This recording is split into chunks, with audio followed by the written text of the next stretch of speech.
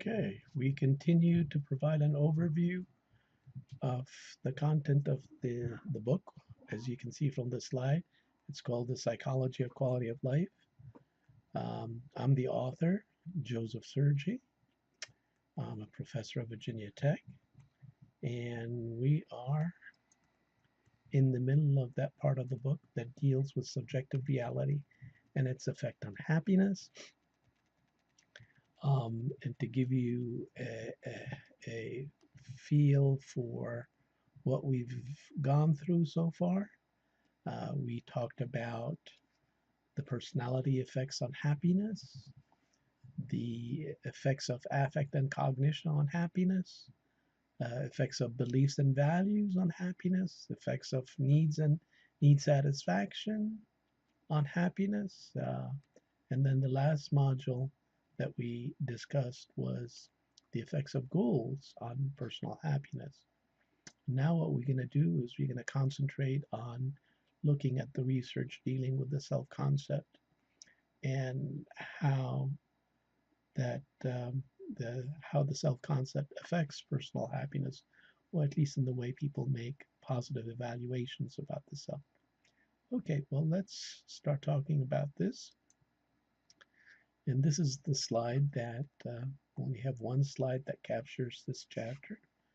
We'll talk about self-concept theory and then the research dealing with positive self-evaluations in relation to um, those different dimensions of the self-concept: the ideal self, the social self, the deserved self, the minimum needs self, the predicted self, the competent self, and the aspired self. So let's again say something about self-concept theory. Self-concept theory deals of, deals with positive self-evaluations, how people make evaluations about themselves. And again, if we're talking about those different dimensions of the self, how they make evaluations in relation to different standard of comparisons, as in the ideal self, the social self, the deserved self, and so forth. And those positive self-evaluations uh, tend to be either generalized or specific to certain life domains like work life, marital life, family life, material life, and so forth. And the extent to which a person evaluates oneself, or at least one of those, one actual state of affairs in relation to one of those reference points or standard of comparison, or a what you call a self-concept dimension. Uh, uh, that kind of evaluation generates either positive or negative evaluations, and these evaluations they take prominence uh, in life satisfaction. As a matter of fact, much of the research uh, that Ed Diener has reviewed over the years show very clearly that self-esteem, which is the extent to which one feel um, uh, which is the gap between one's perception of the actual self versus one of those reference as in terms of the ideal self and social self. And so that discrepancy accounts for much of the variance in subjective well-being. um, so we'll talk about the extent to which how people evaluate themselves and how those evaluations are positive or negative. We talk about them in terms of positive and negative self-evaluations, and the research that shows how when people evaluate themselves in relation to those different um, dimensions of the self, how that affects subjective well-being. Let's start out with the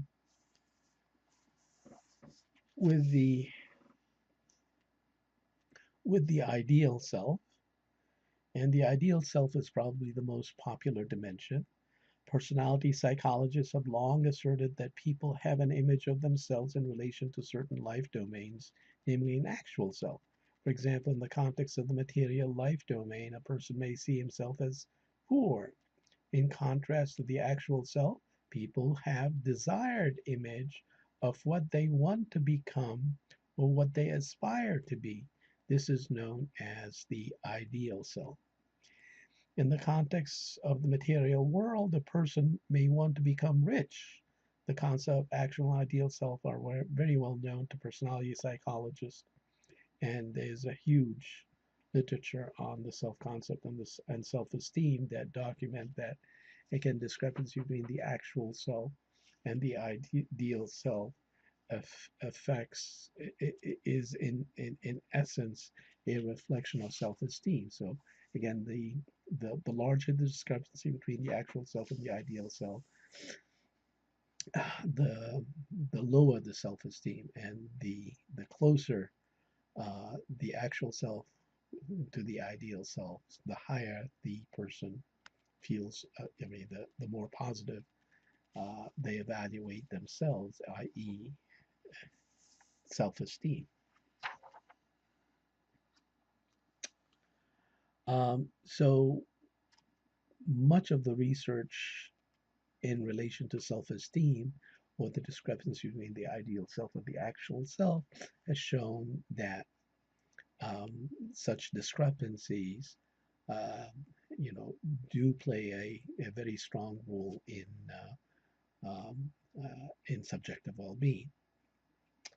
Let's look at the social self. The social self is part of the self-concept that focuses on the public self. People have beliefs about how they like others to see them. They behave in ways to impress others.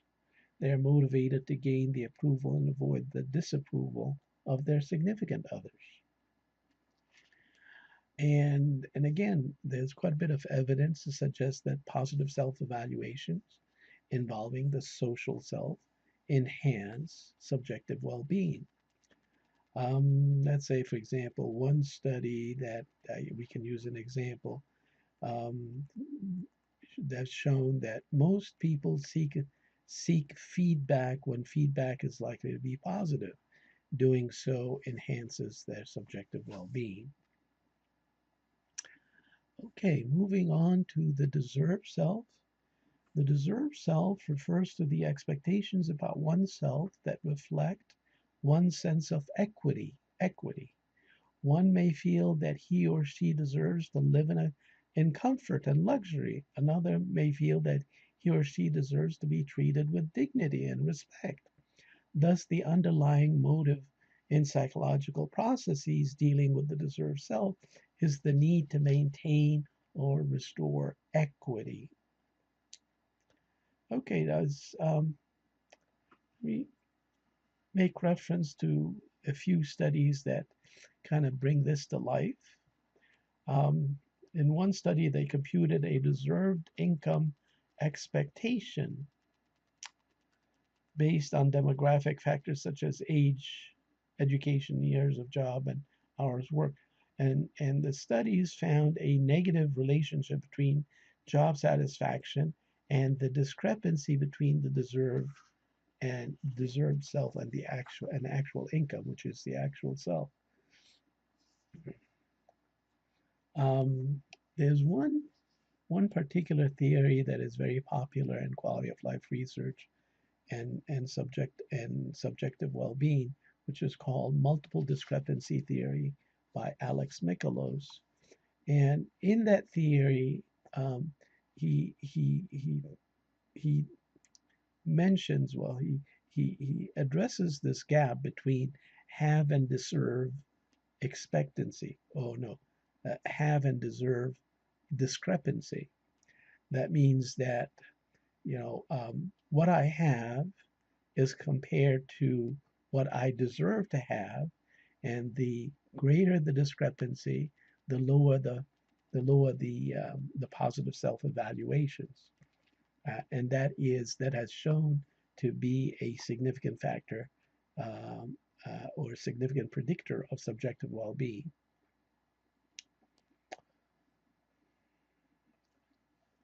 The minimum needs self. Satisfaction, dissatisfaction with minimum needs expectations tend to have slightly different pattern of satisfaction, dissatisfaction than deserved expectation.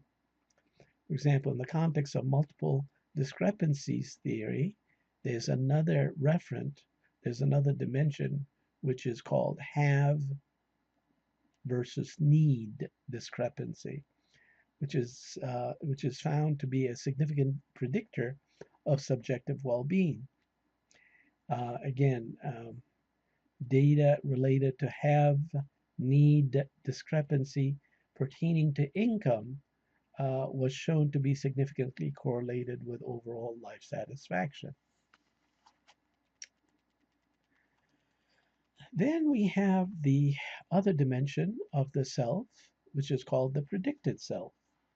Now, what is the predicted self? People can experience either positive or negative self-evaluation with predictive expectations. Predictive expectations are beliefs that reflect an anticipated or future self based on past experience. Mikalow's multiple discrepancies theory identifies have predicted possessions discrepancy as a significant predictor of subjective well-being. Other studies have shown the actual predicted self, or what some people or some scholars call the future self, results in negative self-evaluations, and the nature of these negative feelings may be characterized as chronically unfulfilled hopes, feelings of despondency, and feelings of being discouraged and hopeless. So the idea here is that people they see themselves into the future, and they and let's say I'll give you another example. Um, a person growing up thinks that when they grow up and they will become successful and become they'll be making plenty of money by the age of 40. So they will achieve a certain level of affluence. Now, when they reach the age of 40, and they says, well, this is what I predicted, that when I'm the age of 40, I will be filthy rich. But I'm not. As a matter of fact, I'm filthy poor. Oh, okay. Well, that kind of comparison between one's perception of one's actual state of affairs in relation to wealth and one's predicted self, of course, that kind of discrepancy would result in negative self evaluations. And these negative self evaluations, again, are likely to spill over to life satisfaction, and therefore a person would feel dissatisfied with their lives accordingly. Then again, we have research related to what you call the competent self. Uh, Research has shown that the actual dash competent self, so the discrepancy between the actual self and the competent self, results in negative self evaluations. And the nature of these negative feelings are characterized as feelings of weakness, lacking proficiency, potency, and vigor, and feeling ineffective. So again, the greater the discrepancy between one's perception of where they are in relation to their competent self, then that results in negative self-evaluation. So the greater the discrepancy there, um, the greater the discrepancy, the greater the negative self-evaluations.